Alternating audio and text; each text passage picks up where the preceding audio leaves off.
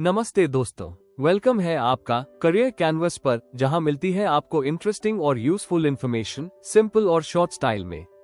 अगर आप नए हो तो सब्सक्राइब करना ना भूलना और बेल आइकॉन जरूर दबाओ ताकि कोई भी अमेजिंग अपडेट मिस ना हो जाए। तो आइए आरंभ करते हैं। सबसे पहले हम शुरुआत करते हैं मानव इतिहास के उस सबसे लंबे काल से जिसे हम प्रागैतिहासिक युग कहते हैं। ध्यान से सुनिए, क्योंकि यह वो समय है जब मनुष्य धरती पर मौजूद तो था, लेकिन उसने अभी लिखना नहीं सीखा था। इसी कारण इस काल को इतिहास से पहले का समय कहा जाता है। ये युग लगभग लाखों वर्ष पहले शुरू हुआ और तब तक चलता रहा जब तक मनुष्य ने लिखने की कला का विकास नहीं कर लिया। ये बात आप हमेशा याद रखिए कि प्रागैतिहासिक युग की जानकारी हमें किसी पुस्तक या लिखित दस्तावेज से नहीं मिलती। हमें ये जानकारी पत्थर के औजारों, हड्डियों, गुफाओं की चित्रकला और जमीन में दबे अवशेषों से मिलती है। इसी आधार पर वैज्ञानिकों ने ये समझा कि प्रारंभिक मानव कैसे रहता था, क्या खाता था और कैसे सोचता था। अब जरा गहराई से समझिए, इस युग में मानव केवल जीवित रहने तक सीमित नहीं था। धीरे धीरे उसने आग का उपयोग करना सीखा, शिकार के लिए औजार बनाए, आपस में संकेतों और आवाजों से संवाद करना शुरू किया और समूहों में रहना सीखा। यही वो समय था जब मानव का विकास केवल शरीर तक सीमित न रहकर संस्कृति की ओर बढ़ने लगा। ये भी ध्यान देने वाली बात है कि प्रागैतिहासिक युग किसी एक देश या क्षेत्र की कहानी नहीं है। ये पूरी मानव जाति की साझा कहानी है। अफ्रीका, यूरोप, एशिया और अमेरिका, हर जगह मनुष्य ने अपने वातावरण के अनुसार जीवन जीने के तरीके विकसित किए। इसलिए जब हम प्रागैतिहासिक युग का अध्ययन करते हैं तो हम केवल अतीत नहीं पढ़ते, बल्कि यह समझते हैं कि आज की सभ्यता की नींव कैसे पड़ी। ये युग हमें सिखाता है कि मनुष्य की सबसे बड़ी शक्ति उसकी सोच, सीखने की क्षमता और मिलकर आगे बढ़ने की भावना है। अब हम आते हैं मानव इतिहास के सबसे महत्वपूर्ण प्रश्न पर, मनुष्य की उत्पत्ति कहाँ हुई? ध्यान से सुनिए, क्योंकि इसका उत्तर विज्ञान ने स्पष्ट रूप से दिया है। आधुनिक मानव की उत्पत्ति अफ्रीका महाद्वीप में हुई। चाहे हम मानव कंकालों का अध्ययन करें या आधुनिक वैज्ञानिक अनुसंधान को देखें, हर प्रमाण यही बताता है कि मानव जीवन की शुरुआत अफ्रीका से हुई। इसी कारण अफ्रीका को मानव सभ्यता की जन्मभूमि कहा जाता है। अफ्रीका का प्राकृतिक वातावरण, खुले मैदान, बदलता मौसम और सीमित संसाधन मनुष्य को सोचने और नए तरीके अपनाने के लिए प्रेरित करता रहा। इसी संघर्ष ने मानव को बुद्धिमान बनाया और आगे बढ़ने की शक्ति दी। अब इस बात को प्रमाण के साथ समझते हैं। वैज्ञानिकों को अफ्रीका में मानव के बहुत पुराने कंकाल मिले हैं, जिनसे ये पता चलता है कि आधुनिक मानव का विकास वहीं हुआ। ये जीवाश्म ये दर्शाते हैं कि मानव का शरीर, मस्तिष्क और चेहरा धीरे धीरे आधुनिक रूप में बदला। इसके साथ साथ आनुवंशिक अध्ययन भी यही बताते हैं कि आज दुनिया में रहने वाले सभी मनुष्य एक ही मूल स्रोत से जुड़े हुए हैं। जब वैज्ञानिक मानव के रक्त और कोशिकाओं का अध्ययन करते हैं तो सभी का संबंध अफ्रीका से जुड़ता है। इसका अर्थ यह है कि पूरी मानव जाति एक ही परिवार की तरह है, जिसकी शुरुआत अफ्रीका से हुई। अब ध्यान दीजिए, मानव केवल अफ्रीका तक सीमित नहीं रहा। समय के साथ उसने नए स्थानों की ओर बढ़ना शुरू किया। भोजन की खोज, जलवायु परिवर्तन और बढ़ती जनसंख्या ने उसे आगे बढ़ने के लिए प्रेरित किया। लगभग हजारों वर्ष पहले मानव अफ्रीका से निकलकर एशिया, यूरोप और फिर धीरे धीरे अन्य महाद्वीपों तक पहुंचा। ये यात्रा अचानक नहीं हुई, बल्कि पीढ़ियों तक चलती रही। इस महान यात्रा के दौरान मानव ने अलग अलग क्षेत्रों में अलग अलग जीवन शैली अपनाए। कहीं वो शिकारी बना, कहीं पशुपालक और कहीं खेती की ओर बढ़ा। लेकिन याद रखिए, इन सब की जड़ एक ही थी। अब एक बहुत रोचक बात समझिए। जब आधुनिक मानव दूसरे क्षेत्रों में पहुंचा तो वहां पहले से मौजूद अन्य मानव समूहों से उसका संपर्क हुआ। वे केवल संघर्ष में नहीं रहे, बल्कि उनके बीच आपसी संबंध भी बने। इन संपर्कों के कारण मानव के विकास में नए गुण जुड़े। इससे मानव अधिक मजबूत, अधिक अनुकूल और अधिक बुद्धिमान बनता गया। ये हमें ये सिखाता है कि मानव इतिहास केवल संघर्ष की कहानी नहीं है, बल्कि सहयोग, सीख और साझा विकास की कहानी है। यही कारण है कि आज पूरी मानव जाति अलग अलग दिखने के बावजूद एक ही मूल से जुड़ी हुई है। अब हम पहुंचते हैं मानव इतिहास के सबसे लंबे और सबसे संघर्षपूर्ण काल में, जिसे हम पैलियोलिथिक एज कहते हैं। ध्यान से सुनिए, क्योंकि मानव जीवन की असली नींव यहीं रखी गई। यह वो समय था जब मनुष्य पूरी तरह प्रकृति पर निर्भर था। न खेती थी, न पशुपालन, न स्थायी घर। मनुष्य नोमैडिक लाइफ जीता था और भोजन की खोज में एक स्थान से दूसरे स्थान पर जाता रहता था। उसका जीवन शिकार करने और जंगल से भोजन इकट्ठा करने पर आधारित था, इसलिए उसे हंटर गैदरर कहा जाता है। इस काल में मनुष्य छोटे छोटे पारिवारिक समूहों में रहता था, जिन्हें किन ग्रुप्स कहा जाता है। अब ये बात बहुत ध्यान से समझिए, भोजन अकेले इकट्ठा नहीं किया जाता था, बल्कि आपस में बांटा जाता था। यही भोजन बांटने की परंपरा आगे चलकर सोशल कोऑपरेशन की नींव बनी। पुरुष, महिलाएं और बच्चे सभी की जिम्मेदारियां तय होती थीं। कोई शिकार करता था, कोई फल फूल इकट्ठा करता था और कोई बच्चों की देखभाल करता था। ये मानव समाज की पहली संगठित व्यवस्था थी। अब हम टूल्स की बात करते हैं, क्योंकि पैलियोलिथिक एज की पहचान ही टूल्स से होती है। सबसे पहले आते हैं लोमक्वन टूल्स, जो लगभग 33 लाख वर्ष पहले के हैं और केन्या में मिले। ये अब तक के सबसे पुराने टूल्स माने जाते हैं। इसके बाद ओल्डाउन टूल्स का विकास हुआ, जो साधारण पत्थर के फ्लेक्स थे और होमो हबिलस द्वारा बनाए गए। यहीं से मानव को हैंडीमैन कहा जाने लगा। समय के साथ टूल्स और अधिक उन्नत हुए और अचुलियन टूल्स सामने आए। ये 2 धार वाले हैंड एक्सेस थे, जिन्हें होमो इरेक्टस ने बनाया। यह एक बड़ी क्रांति थी, क्योंकि अब टूल्स केवल तोड़ने के लिए नहीं, बल्कि काटने और आकार देने के लिए भी इस्तेमाल होने लगे। इसके बाद मूस्टेरियन टूल्स विकसित हुए, जो कॉफ्लेक तकनीक पर आधारित थे और निएंडरथॉल्स तथा प्रारंभिक होमो सेपियंस द्वारा उपयोग किए गए। अपर पैलियोलिथिक एज में आते आते मानव की क्रिएटिविटी अपने चरम पर पहुंच गई। अब ब्लेड्स, हड्डी के औजार, सुई और मछली पकड़ने के उपकरण बनने लगे। ये केवल टेक्नोलॉजी का विकास नहीं था, बल्कि संस्कृति का विस्फोट था। अब ध्यान दीजिए फायर और शेल्टर पर। लगभग 10 लाख वर्ष पहले मानव ने आग को नियंत्रित करना सीख लिया। वंडरवर्क केव, साउथ अफ्रीका इसका प्रमाण है। आग ने भोजन को पकाने, ठंड से बचने और जंगली जानवरों से सुरक्षा देने में क्रांतिकारी भूमिका निभाई। वहीं तेरा एमाटा, फ्रांस में मिले अवशेष बताते हैं कि मानव ने अस्थायी झोपड़ियां बनाना भी शुरू कर दिया था। अब आते हैं सिंबलिज्म और आर्ट पर, जो मानव को पशुओं से अलग करता है। ब्लॉम्बोस केव से मिली एनग्रेव्ड ओकर और शेल बीड्स ये दिखाती हैं कि मानव अब केवल जी नहीं रहा था, बल्कि सोच भी रहा था। फ्रांस की चाउवेट और लासो केव्स तथा स्पेन की ऑल्टमेरा केव में बनी रंगीन चित्रकला ये बताती है कि मानव में सौंदर्य बोध और कल्पना शक्ति विकसित हो चुकी थी। भिबेका, इंडिया और कैकाडू, ऑस्ट्रेलिया की रॉक आर्ट ये दर्शाती है कि कला एक वैश्विक मानव भावना थी। अब सबसे गहरी बात समझिए, बेरियल और बिलीफ। सैनीदार केव, इराक में मिले इंटेंशनल बेरियल्स ये दिखाते हैं कि मानव में करुणा और भावनाएं विकसित हो चुकी थीं। कब्रों में रखी वस्तुएं ये संकेत देती हैं कि मानव जीवन के बाद जीवन में विश्वास करने लगा था। यही मानव इतिहास का पहला स्पिरिचुअल अवेकनिंग था। इस प्रकार पैलियोलिथिक एज केवल पत्थर के औजारों का युग नहीं था, बल्कि यह मानव बनने की प्रक्रिया का युग था। अब हम आते हैं मानव इतिहास के उस मोड़ पर, जहां मनुष्य का शरीर तो पहले जैसा ही था, लेकिन उसका मस्तिष्क पूरी तरह बदल चुका था। इसे हम कॉग्निटिव एंड बिहेवियरल मॉडर्निटी कहते हैं। ध्यान से सुनिए, क्योंकि यहीं से आधुनिक मानव का वास्तविक जन्म होता है। इस काल में होमो सेपियंस ने सोचने का तरीका बदल लिया। अब वह केवल वर्तमान के बारे में नहीं सोचता था, बल्कि भविष्य की योजना बनाता था। उसके भीतर सिंबॉलिक थॉट विकसित हो चुका था, यानी वह ऐसी चीजों को भी समझ सकता था जिन्हें देखा नहीं जा सकता, जैसे समय, मृत्यु, आत्मा और ईश्वर। लगभग 50,000 वर्ष पहले मानव की कल्पना शक्ति, भाषा और रचनात्मकता में जबरदस्त वृद्धि हुई। उसने गुफाओं की दीवारों पर चित्र बनाए, शरीर को सजाने के लिए आभूषण पहने, संगीत और नृत्य जैसे भावनात्मक अभिव्यक्तियां विकसित की।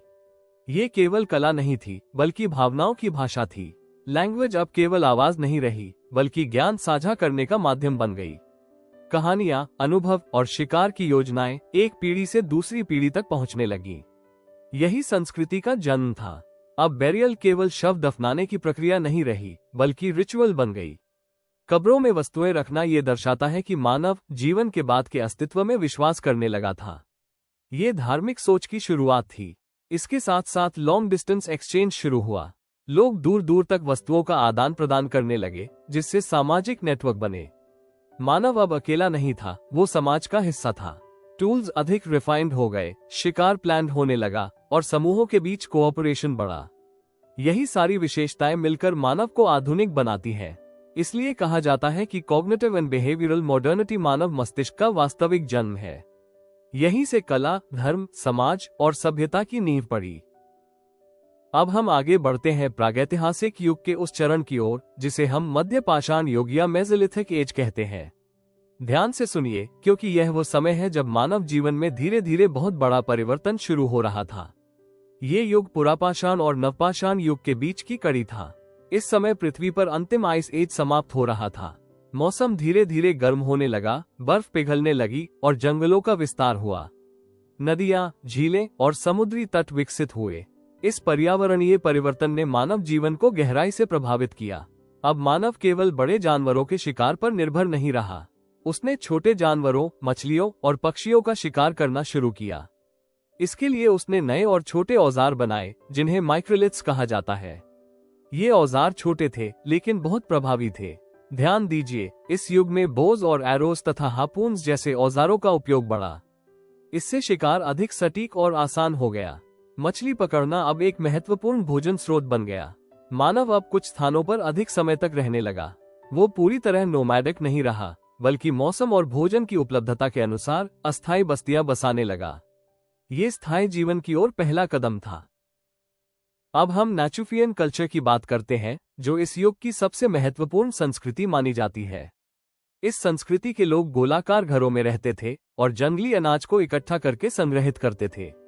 ये खेती की शुरुआत का संकेत था। इस काल में डोमेस्टिकेशन की प्रक्रिया भी शुरू हुई। मानव और कुत्ते के बीच संबंध विकसित हुआ। कुत्ता केवल शिकार में मददगार नहीं था, बल्कि सुरक्षा और साथी के रूप में भी महत्वपूर्ण बन गया। ध्यान देने वाली बात यह है कि यह संबंध केवल उपयोग का नहीं था, बल्कि भावनात्मक भी था। ये मानव और पशु के बीच पहला गहरा सामाजिक संबंध माना जाता है। अब हम आर्ट और रिचुअल की ओर आते हैं। इस युग में छोटी मूर्तियां, नक्काशी और प्रतीकात्मक आकृतियां बनाई जाने लगी। ये आकृतियां प्रकृति, प्रजनन और जीवन चक्र से जुड़ी हुई थीं। मानव अब मौसम, पेड़ों, जानवरों और धरती को सम्मान की दृष्टि से देखने लगा। सीजनल रिचुअल्स का विकास हुआ, जो आगे चलकर धार्मिक परंपराओं का आधार बने। इस प्रकार मेसोलिथिक एज केवल औजारों का युग नहीं था, बल्कि यह मानसिक और सामाजिक परिवर्तन का युग था। यही युग मानव को शिकार से खेती और अस्थायी जीवन से स्थायी सभ्यता की ओर ले जाता है। अब हम पहुंचते हैं मानव इतिहास के उस सबसे निर्णायक मोड़ पर, जिसने पूरी सभ्यता की दिशा बदल दी। इसे हम नियोलिथिक एज या नवपाषाण युग कहते हैं। ध्यान से सुनिए, क्योंकि यह वही समय है जब मानव ने शिकारी जीवन को छोड़कर खेती और स्थायी जीवन को अपनाया। यही परिवर्तन आगे चलकर नगरों, राज्यों और सभ्यताओं का आधार बना। इस युग की शुरुआत होलोसीन ईपॉक में हुई, जब पृथ्वी की जलवायु स्थिर होने लगी। मौसम में अचानक बदलाव कम हुए और पौधों के उगने के लिए अनुकूल परिस्थितियां बनी। अलग अलग क्षेत्रों में मानव ने स्वतंत्र रूप से एग्रीकल्चर की खोज की। ये बात बहुत महत्वपूर्ण है। खेती एक जगह से फैलकर नहीं आई, बल्कि दुनिया के कई हिस्सों में अलग अलग विकसित हुई। खेती के कारण भोजन का सरप्लस पैदा हुआ। अब भोजन केवल आज के लिए नहीं, बल्कि भविष्य के लिए भी संग्रहित किया जाने लगा। इससे जनसंख्या बढ़ी और मानव को बार बार स्थान बदलने की आवश्यकता नहीं रही। यही से परमानेंट सेटलमेंट्स की शुरुआत हुई। अब हम सेटलमेंट्स और आर्किटेक्चर की बात करते हैं। जेरिको में पत्थर की दीवारें और टावर मिले हैं, जो सुरक्षा और सामूहिक योजना को दर्शाते हैं। कैटलहो युग में घने घर, धार्मिक स्थल और दीवारों पर चित्र मिलते हैं, जो सामाजिक और धार्मिक जीवन की गहराई दिखाते हैं। मेरगद में अनाज भंडारण, व्यापार के प्रमाण और यहाँ तक कि शुरुआती डेंटिस्ट्री भी मिलती है, जो चिकित्सा ज्ञान का संकेत है। बैनपो संस्कृति में योजनाबद्ध बस्तियां और पेंटेड पॉटरी सामाजिक संगठन को दर्शाती है। ध्यान दीजिए रिलीजन और सिंबलिज्म पर।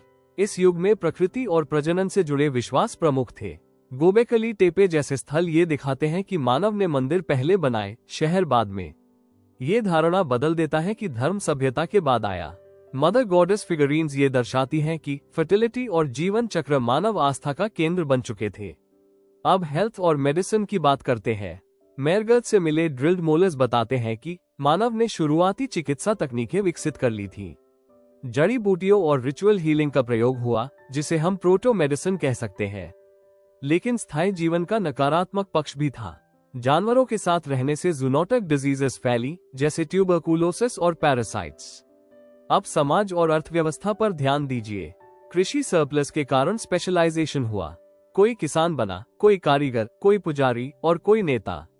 सामाजिक हायरार्कीज उभरी। दूर दूर तक ऑब्सिडियन, शेल्स और टर्कवॉइस का व्यापार हुआ।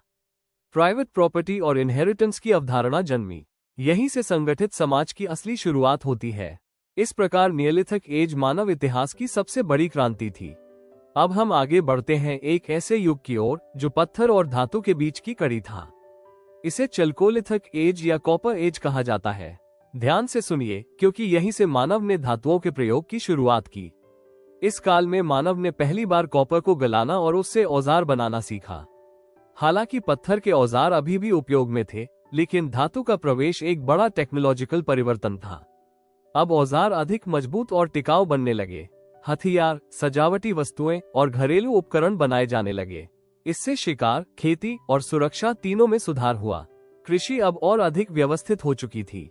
सिंचाई, फसल चक्र और अनाज भंडारण बेहतर हुआ। मानव अब पूरी तरह परमानेंट विलेजेस में रहने लगा। मिट्टी की ईंटों के घर बनने लगे। इस युग में पॉटरी, वीविंग और क्राफ्ट्समैनशिप का तेजी से विकास हुआ। लोग केवल जीवित रहने के लिए नहीं, बल्कि सुंदरता और उपयोगिता दोनों के लिए वस्तुएं बनाने लगे। अब ट्रेड का विस्तार हुआ। गांव-गांव और क्षेत्रों के बीच वस्तुओं का आदान प्रदान होने लगा। इससे सामाजिक संपर्क बढ़ा और कल्चरल एक्सचेंज शुरू हुआ। इस काल में छोटे छोटे चीफडम्स उभरे। समाज में वर्ग बनने लगे। कुछ लोग अधिक शक्तिशाली और संपन्न हो गए। ये सामाजिक असमानता की शुरुआत थी। बेरियल प्रैक्टिसेस और फिगरीन्स ये दर्शाते हैं कि धार्मिक विश्वास और रिचुअल्स और अधिक संगठित हो चुके थे। मृत्यु के बाद जीवन की अवधारणा मजबूत हुई। ये युग हमें दिखाता है कि मानव अब प्रयोग करने से डरता नहीं था। वो नए पदार्थों, नई तकनीकों और नए सामाजिक ढांचों को अपनाने लगा था। इस प्रकार चल्कोलिथिक एज वो मोड़ है जिसने मानव को ब्रॉन्ज एज और उन्नत सभ्यताओं की ओर पहुंचाया। अब हम बात करते हैं प्रागैतिहासिक मानव के उस पक्ष की जिसे अक्सर लोग कम आंकते हैं। ध्यान से सुनिए, क्योंकि यह विषय ये सिद्ध करता है कि प्रारंभिक मानव केवल किसान या शिकारी नहीं था, बल्कि वह आकाश को समझने वाला विचारशील मानव भी था। दुनिया के अलग अलग हिस्सों में पाए गए विशाल पत्थर के ढांचों को मेगालिथ्स कहा जाता है। ये साधारण पत्थर नहीं थे, बल्कि धार्मिक, सामाजिक और खगोलीय ज्ञान से जुड़े हुए थे। गोबीकली टेपे को सबसे प्राचीन रिचुअल सैंक्चुरी माना जाता है, जहां मानव ने संगठित पूजा के लिए विशाल स्तंभ बनाए। ये स्थान नगरों से भी पहले का है, जो ये दिखाता है कि धर्म सभ्यता से पहले अस्तित्व में था। नैप्टा प्लाया में पत्थरों की ऐसी व्यवस्था मिली है जो सूर्य की गति और ऋतुओं से जुड़ी हुई है। इससे पता चलता है कि मानव को सोलर साइकिल की समझ थी। न्यूग्रेंज में विंटर सोल्स्टिस के दिन सूर्य की किरणें सीधे भीतर पहुंचती है। ये संयोग नहीं, बल्कि गणना और योजना का परिणाम है।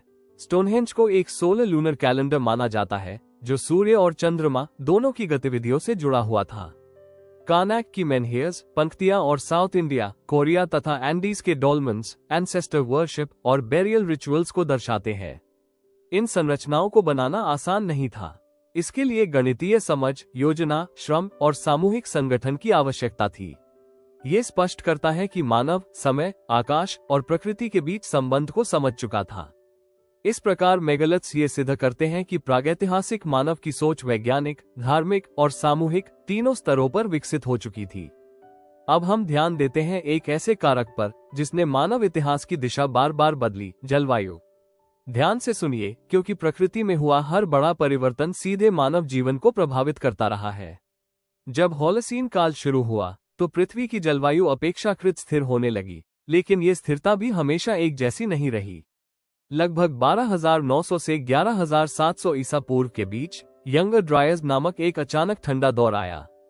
तापमान में गिरावट के कारण वनस्पति और भोजन स्रोत प्रभावित हुए। मानव को मजबूरी में नए प्रयोग करने पड़े। इसी दबाव में प्रोटो फार्मिंग जैसी प्रारंभिक खेती के प्रयास दिखाई देने लगते हैं। इसके बाद लगभग 6,200 ईसा पूर्व में 8.2 का इवेंट हुआ, जिसमें अचानक ठंड बढ़ी। इससे भोजन संकट पैदा हुआ और मानव ने अनाज को सुरक्षित रखने के लिए भंडारण तकनीकें विकसित की। स्टोरेज इनोवेशन यहीं से मजबूत हुई। फिर आया होलोसीन क्लाइमेटिक ऑप्टिमम, जब 9,000 से 5,000 ईसा पूर्व के बीच मौसम गर्म और स्थिर रहा। ये मानव इतिहास के लिए वरदान साबित हुआ। खेती का विस्तार हुआ, पशुपालन बढ़ा और स्थायी बस्तियां तेजी से फैली। अब जनसंख्या पर ध्यान दीजिए। लगभग 10,000 ईसा पूर्व में पूरी दुनिया की आबादी केवल 50 से 100 लाख के बीच थी, लेकिन 3,000 ईसा पूर्व तक ये संख्या बढ़कर 5 से 10 करोड़ हो गई। यह वृद्धि सीधे एग्रीकल्चर और स्थायी जीवन से जुड़ी थी, लेकिन बढ़ती जनसंख्या के साथ संघर्ष भी बढ़े। टेलहाइम मास ग्रेव जैसे प्रमाण दिखाते हैं कि संसाधनों के लिए हिंसक टकराव होने लगे थे। इस प्रकार जलवायु परिवर्तन, जनसंख्या वृद्धि और मानव अनुकूलन एक दूसरे से जुड़े हुए थे और मिलकर सभ्यता की दिशा तय कर रहे थे। अब हम बात करते हैं मानव साहस और योजना क्षमता की, समुद्री यात्रा की। यह विषय ये सिद्ध करता है कि प्रारंभिक मानव केवल भूमि तक सीमित नहीं था। लगभग 65,000 ईसा पूर्व में मानव ने ऑस्ट्रेलिया और न्यू गिनी तक पहुंचने के लिए योजनाबद्ध समुद्री यात्राएं की। ये साधारण तैराकी नहीं थी, बल्कि सोच समझकर की गई नेविगेशन थी। इसके बाद लगभग 15,000 ईसा पूर्व में मानव बेरिंग लैंड ब्रिज के माध्यम से अमेरिकाज में पहुंचा। ये प्रवासन मानव इतिहास का सबसे बड़ा विस्तार था। सबसे अद्भुत उदाहरण ऑस्ट्रोनेशियंस का है, जिन्होंने 3,500 ईसा पूर्व के बाद पैसिफिक महासागर में स्टारपाथ नेविगेशन के माध्यम से हजारों द्वीपों को जोड़ा। इन समुद्री यात्राओं ने केवल भूमि नहीं बदली, बल्कि संस्कृतियों को जोड़ा। भाषा, भोजन, औजार और विचार एक स्थान से दूसरे स्थान तक पहुंचे। सीफेयरिंग ने ट्रेड नेटवर्क्स को जन्म दिया और मानव सभ्यता को वैश्विक दिशा दी। इस प्रकार समुद्री यात्रा मानव बुद्धि, साहस और वैज्ञानिक सोच का प्रमाण है। अब हम पहुंचते हैं मानव आत्मा की अभिव्यक्ति पर, कला और संगीत। यही वो गुण है जो मानव को अन्य जीवों से अलग करता है। कला केवल सजावट नहीं थी, बल्कि विश्वास, स्मृति और पहचान का माध्यम थी। ब्लॉम्बोस केव की एब्स्ट्रैक्ट एनग्रेविंग ये दिखाती है कि मानव प्रतीकों में सोचने लगा था। लैसो और चावट की पशु चित्रकला शिकार, भय और सम्मान को दर्शाती है। ये केवल चित्र नहीं, बल्कि कहानियां थी। लगभग 7,000 ईसा पूर्व की जियाहू फ्लूट्स ये प्रमाण देती हैं कि संगीत मानव भावनाओं का माध्यम बन चुका था। सहारन रॉक आर्ट जलवायु परिवर्तन, पशुपालन और रिचुअल लाइफ को दर्शाती है। कला और संगीत के माध्यम से मानव ने भावनाओं, धर्म और सामाजिक पहचान को अभिव्यक्त किया। इस प्रकार कला मानव इतिहास की दृश्य भाषा बन गई। अब हम बात करते हैं मानव जीवन के उस विकास की, जिसने रोजमर्रा के जीवन को पूरी तरह बदल दिया, बुनाई और वस्त्र। ध्यान से सुनिए, क्योंकि यह केवल कपड़ों की कहानी नहीं है, बल्कि सोच, कौशल और संस्कृति की कहानी है। नियोलिथिक और चल्कोलिथिक काल में मानव ने पहली बार प्राकृतिक रेशों को पहचानना और उनका उपयोग करना सीखा। मानव ने कॉटन, फ्लैक्स और ऊन देने वाले पशुओं से रेशा प्राप्त किया। इन रेशों को हाथ से काता गया और फिर सरल लूम्स पर कपड़ा बुना गया। ये कार्य आसान नहीं था, बल्कि धैर्य और अभ्यास की मांग करता था। वस्त्रों का सबसे पहला उद्देश्य शरीर को ठंड, गर्मी और मौसम से बचाना था। लेकिन धीरे धीरे कपड़े केवल सुरक्षा का साधन नहीं रहे, बल्कि सामाजिक पहचान का माध्यम बन गए। बैग्स, मैट्स और ब्लैंकेट्स जैसे घरेलू सामान बनाए गए, जिससे जीवन अधिक सुविधाजनक हुआ। प्राकृतिक पौधों, खनिजों और कीड़ों से रंग तैयार किए गए और कपड़ों को रंगा गया। अब डिजाइन्स और पैटर्न्स विकसित हुए जो किसी समुदाय या समूह की पहचान दर्शाते थे। इससे ये स्पष्ट होता है कि मानव में सौंदर्यबोध विकसित हो चुका था। पुरातात्विक स्थलों से मिले स्पिंडल व्हील्स और लूम वेट्स ये प्रमाण देते हैं कि टेक्सटाइल उत्पादन एक सामान्य घरेलू कार्य बन चुका था। धीरे धीरे वस्त्रों का व्यापार भी शुरू हुआ। अच्छे कपड़े दूर दराज के क्षेत्रों में एक्सचेंज होने लगे, जिससे ट्रेड नेटवर्क्स मजबूत हुए।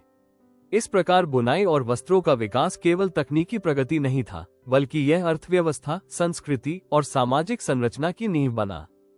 अब अंत में ध्यान से सुनिए, क्योंकि यही हम पूरे प्रागैतिहासिक युग को एक साथ समझते हैं। लगभग 3,000 ईसा पूर्व तक मानव इतिहास एक नए मोड़ पर खड़ा था। लेखन का आविष्कार होने वाला था और मानव प्रागैतिहासिक काल से ऐतिहासिक काल में प्रवेश करने वाला था। हजारों वर्षों की यात्रा में मानव ने पत्थर के साधारण औजारों से लेकर मंदिरों और बस्तियों तक का सफर तय किया। उसने शिकार से खेती, घुमंतु जीवन से स्थायी निवास और समूह से संगठित समाज तक की प्रगति की। कृषि, धातुकर्म, व्यापार और धर्म ने मिलकर सभ्यता की नींव रखी। मेसोपोटामिया, इजिप्ट, इंडस वैली और चाइना जैसे क्षेत्रों में उन्नत समाज उभरने लगे। ये यात्रा केवल तकनीकी नहीं थी, ये सामाजिक, सांस्कृतिक और आध्यात्मिक परिवर्तन की भी कहानी थी। मानव ने प्रकृति को समझा, आकाश को देखा और जीवन के अर्थ पर विचार किया। इस प्रकार प्रागैतिहासिक युग मानवता की साझा स्मृति है। यही वो लंबी भोर थी जिससे इतिहास का सूरज उगा और मानव सभ्यता ने अपनी पहचान बनाई। Thank you. अगर वीडियो पसंद आया हो तो एक लाइक जरूर कर देना और कमेंट में बताओ आपका क्या थॉट है। चैनल को सब्सक्राइब करो और शेयर करो अपने दोस्तों के साथ। नॉलेज बढ़ाओ फन के साथ। मिलते हैं नेक्स्ट वीडियो में, तब तक के लिए stay curious and keep learning and follow the career canvas, freedom to dream big.